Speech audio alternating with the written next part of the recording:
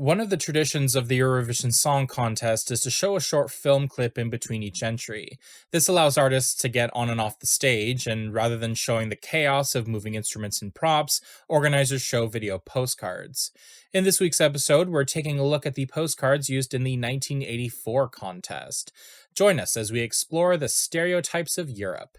This is ESC 101.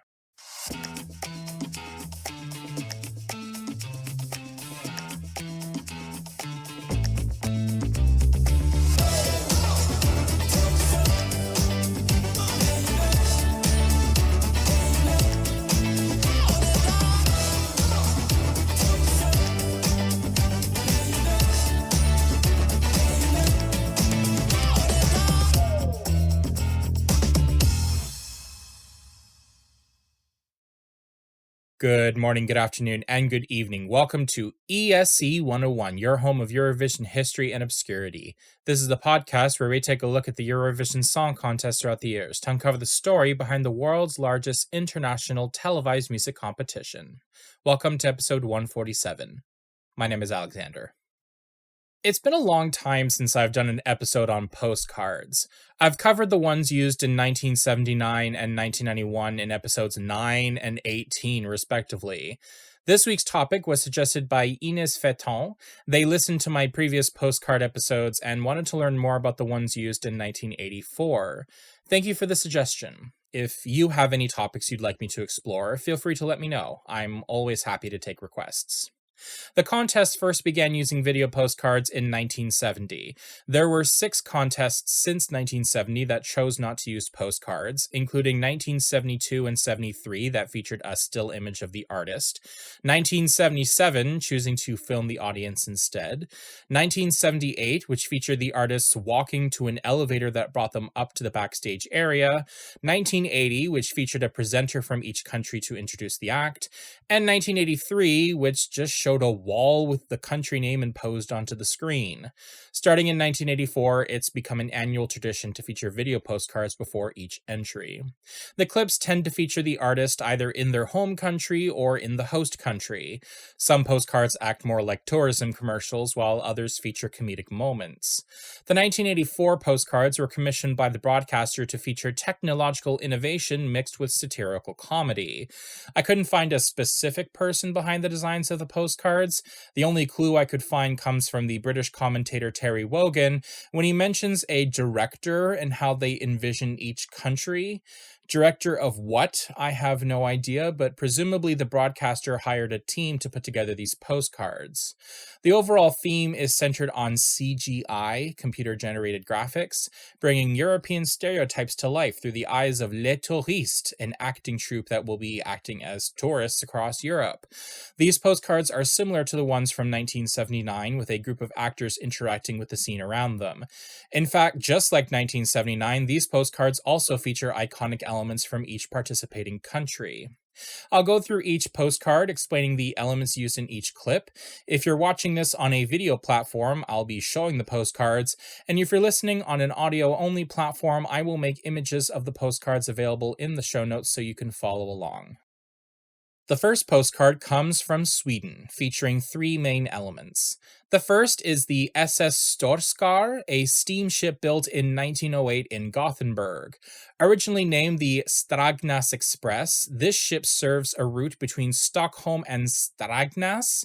She was moved to service the archipelago around Stockholm and was given the name SS Storskar in 1939. Today, it's one of the classical ships in the Vaxholmsbolaget fleet. She is 39 meters long, or 128 feet, with a capacity of 330 passengers. She is still in service as of the recording of this episode, traveling around the archipelago. Details on tickets can be found on the company website. I'll leave a link in the show notes. The second element in the Swedish postcard is a yellow submarine. Possibly a reference to the song by the Beatles, but more likely it's to reflect the yellow in Sweden's flag. Submarines were first invented in 1620 by a Dutchman working for King James I of England. However, there are historical reports of a submersible craft in 1562 by 2 Greeks. Modern submarines became widely adopted by the turn of the 20th century. They were used during the First World War mainly for attacking ships, running blockades, and doing reconnaissance missions. The third and final element is a can of something. I actually can't tell what's in the can. It's yellow and very wide like the submarine. I'll presume it's fish, as it goes with the nautical theme. Canned fish typically goes through a process that involves washing the fish, removing the head, and cooking them either by deep frying or steaming. Once cooked, they are dried and packed in either oil, water, or a special sauce. The can featured in the postcard uses a metal key which grabs onto a corner of the can. The user twists the key to open the can, although in our case the opposite occurs. The key is used to close the can, allowing the name of Sweden to appear. The second postcard comes from Luxembourg. This clip is themed on Luxembourgish prosperity. We see a digitally rendered map of Luxembourg containing trees. Some of those trees are slowly replaced by skyscrapers, radio towers, and piles of gold coins. This is to symbolize that Luxembourg's economy is diverse. We then cut to a digital person sitting in their living room watching a radio turned into a television with RTL on the screen. Eventually, the person stands up and a heart appears on their chest, transforming into an outline of the country of Luxembourg. We then become overwhelmed with gold coins and a final display of wealth. Capitalism at its finest. The third postcard comes from France. This postcard is centered around haute couture, featuring French fashion. Haute couture, which translates as high sewing or high dressmaking, is a closely defined fashion term regulated by French law. It involves the creation of exclusive custom-fitted high-end fashion items. Think fancy ball gowns and other expensive outfits made with high quality and often unusual fabrics sewn with great detail. The postcard begins with a fashion show, presumably in Paris.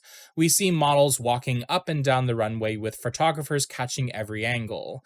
We then catch a model putting on a necklace with an interchanging centerpiece. The first is the Eiffel Tower. The tower was opened in 1889, named after the main engineer Gustave Eiffel. It was constructed as the centerpiece for the 1889 World's Fair, becoming a global icon. You can go up the tower, however there are tickets and security lines. The tower is 330 meters or 1,100 feet tall and features prominently in almost every jury spokesperson video for France at the contest. The second centerpiece is the Centre Pompidou, a national center of arts and culture known as Beaubourg. It was opened in 1977, named for the president whose death forced France to withdraw from the Eurovision Song Contest in 1974, something I discussed in episode 72. Centre Pompidou was designed in the style of high-tech architecture, and unfortunately the building is closed for renovation until at least 2030. The third and final centerpiece is a rocket, presumably in honor of the French space program. France was one of the first contributors to the European Space Agency, remaining one of the largest financial contributors. The fourth postcard comes from Spain. The central theme for this postcard is centered around the Camino Real, the Royal Road, a highway that connected various cities in Europe, including the north of Spain. It was first built by the Roman Empire more than 2,000 years ago, expanding over centuries and various powers. In 2005, the road was given the title of Major Cultural Route of the Council of Europe. Along the road, we see billboards and signs with various images. The first is a world map that turns into a pair of orange slices. I couldn't identify the exact map, but it's very similar to a map created by Hendrik Hoynius in 1630, so it's safe to assume that the map is from around the 16th or 17th century. The second is a sign that has an umbrella with a crossed circle through it, presumably indicating a lack of rain. Then there's a painting that changes from La Maja Vestida to La Maja Desnuda, the clothed and naked Maja. Both paintings were made by Francisco Goya around the year 1800. Both paintings portray a woman reclining on a bed of pillows, and a Maja was a woman from the lower classes of Madrid.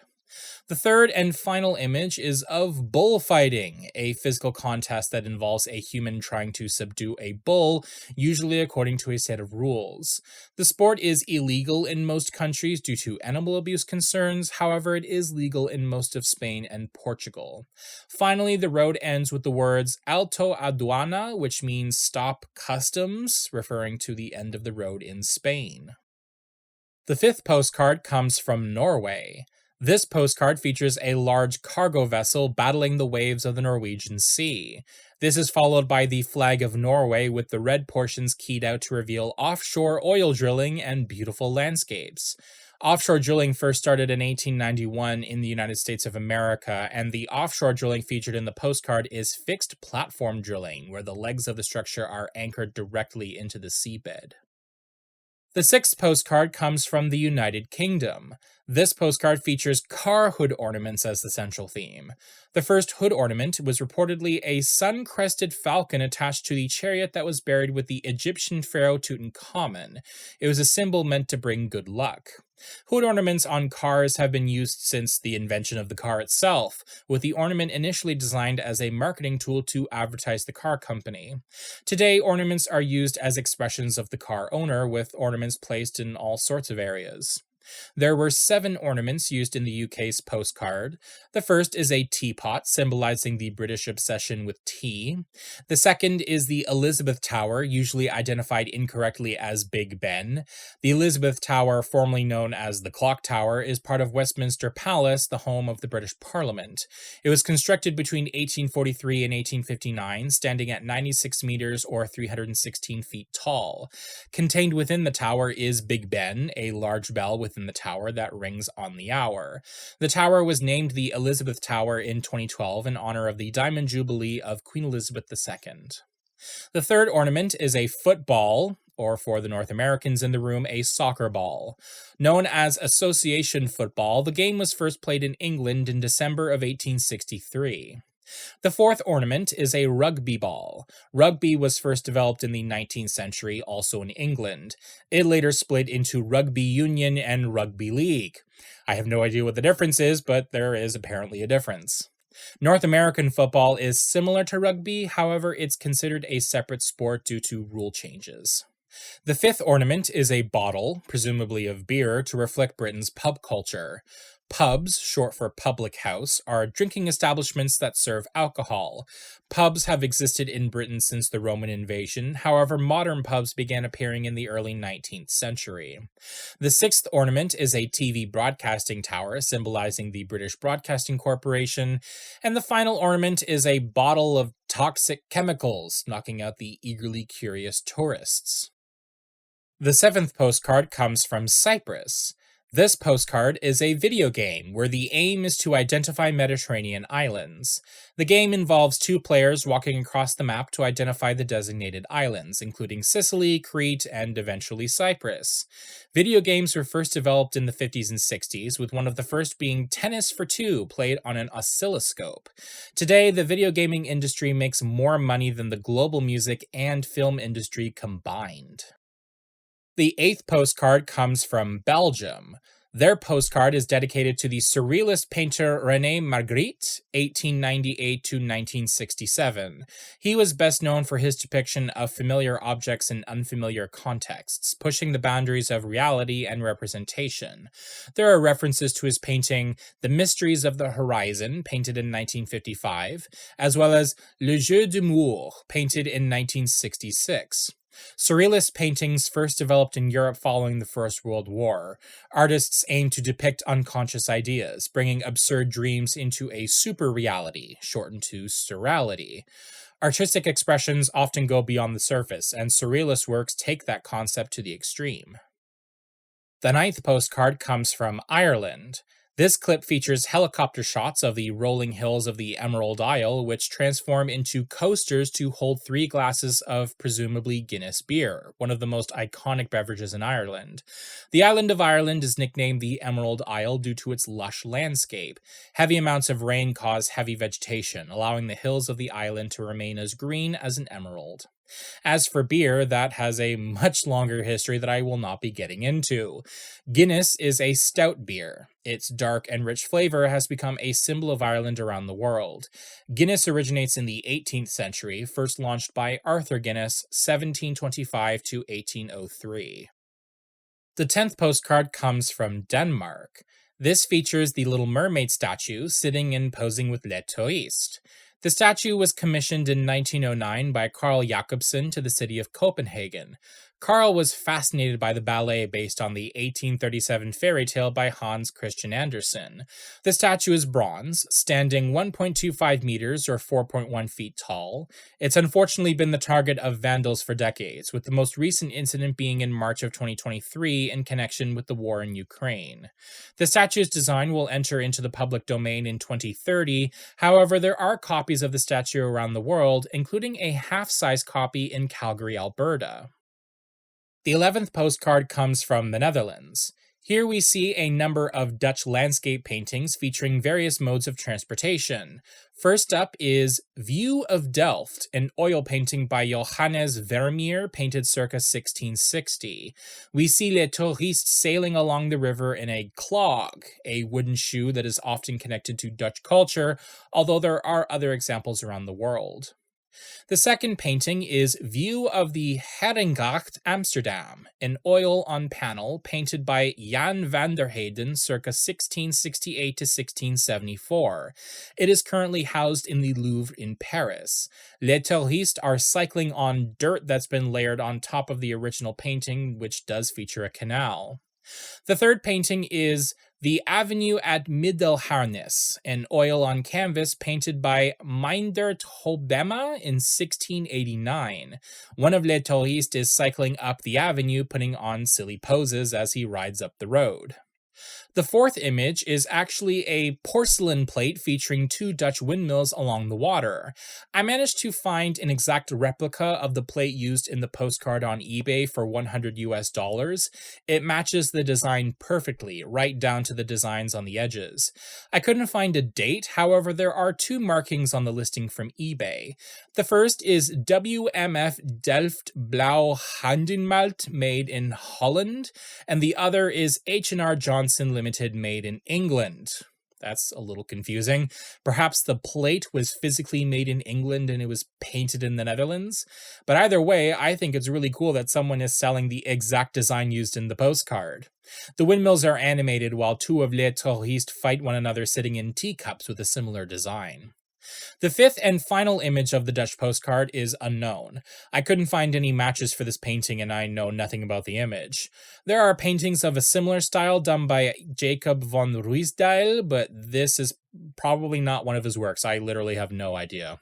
The image shows a presumably Dutch landscape with one of Les Touristes growing tulip bulbs by screwing in actual light bulbs below. The 12th postcard comes from Yugoslavia. Here we have holiday scenes being shown in the lens of either swimming or skiing goggles.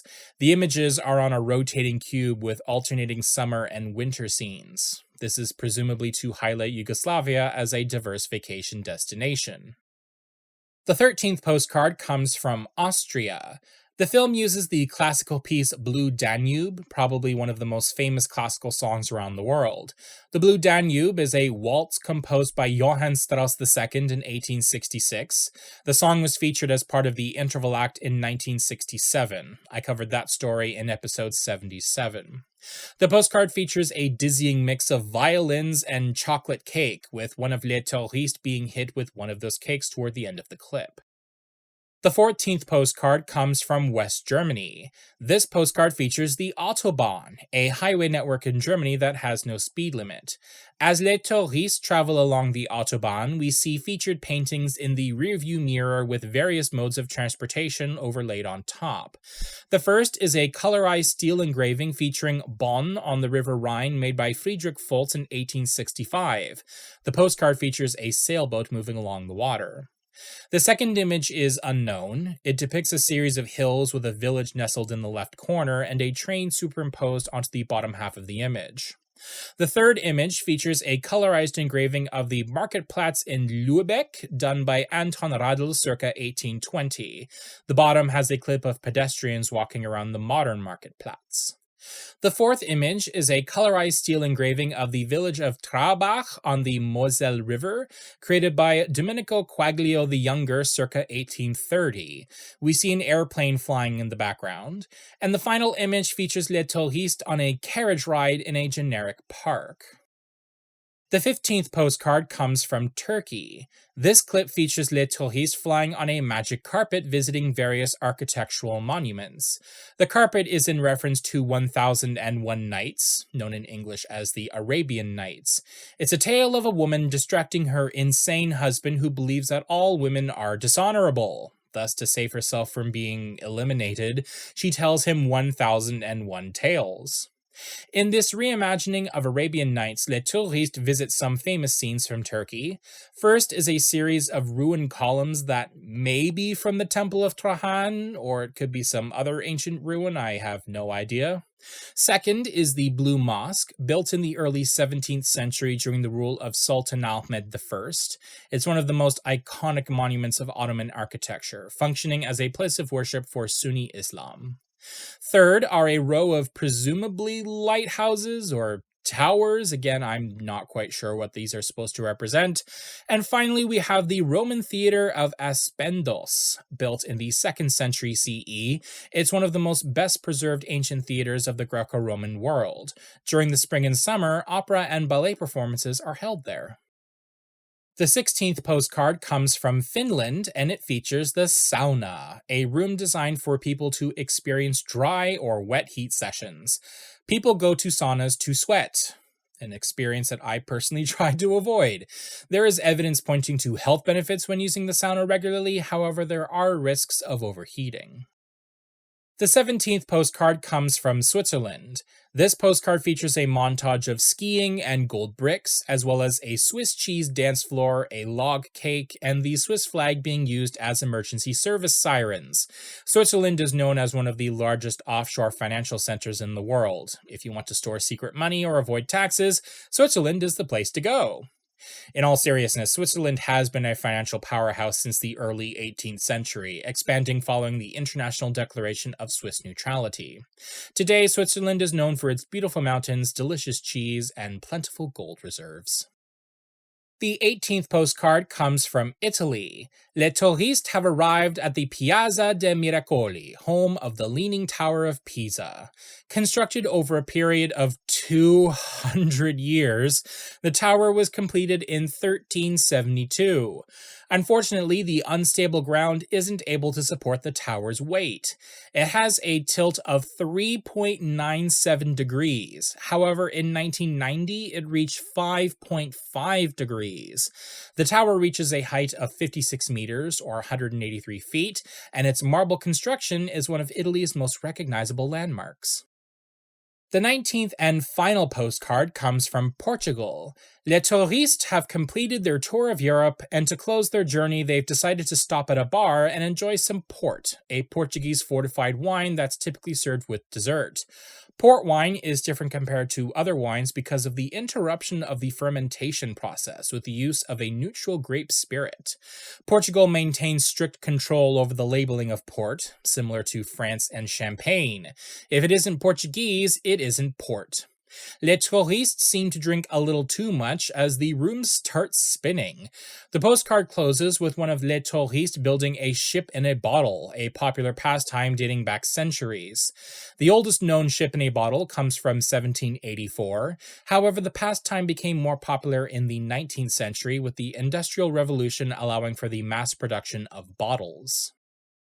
Those are the 19 postcards of the Eurovision Song Contest 1984.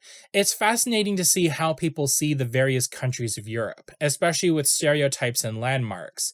While I didn't recognize every single reference, the ones I did clearly stood out and continue to do so in 2026.